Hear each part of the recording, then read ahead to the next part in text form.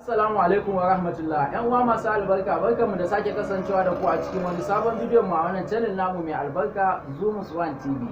Dan uwa yana roƙon ka idan yau ka fara ziyartar wannan channel din ka duba kasan bidiyon nan akwai wani jan rubutu da alamar subscribe. Dan uwa ce maka ka danna ko kuma daman kana bidiyon channel din. Amma dan uwa ka manta baka danna wannan yar alamar ba. Dan uwa ina jiran ka je ka danna ka dawo. To masha Allah ka danna, na gode.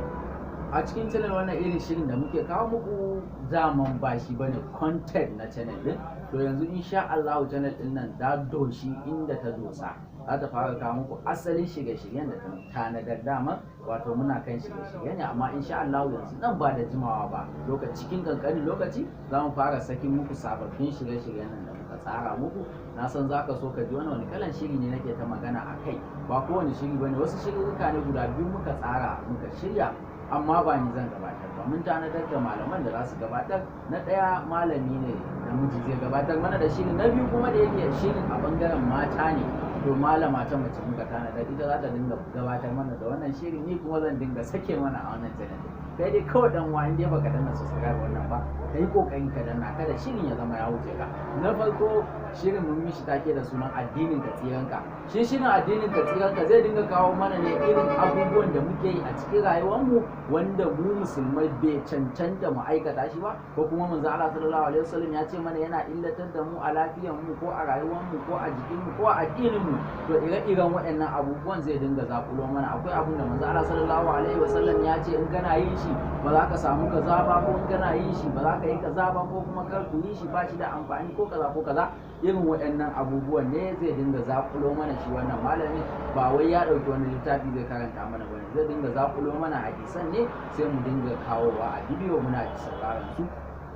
Sannan na matan kuma shi kuma an mishi take da suna mata gare ku, wato mata ga naku, gare ku mata ku za a gabatar da wani shirin, amma kai ma namiji kana da daman ka tsaya ka ji wannan shiri na mata gare ku, saboda kana da kanwa ko mata ko mama ko ya, to kai ma kenan kana ciki dai, dole sai dai ya zama to in ka ji ka sanar da mamanka ko matanka ko yarka ko waye naka, kowa kenan da yana ciki in dai kai musulmi ne. To Allah ya ba mu ikon kawo muku shirin nan, ku kuma Allah ya ba ku ikon saurara, da mu da ku Allah ya haɗa mu a cikin lada, Allah ya taimaka mana, Allah ya sa mu yi amfani da duk abin da za mu ji.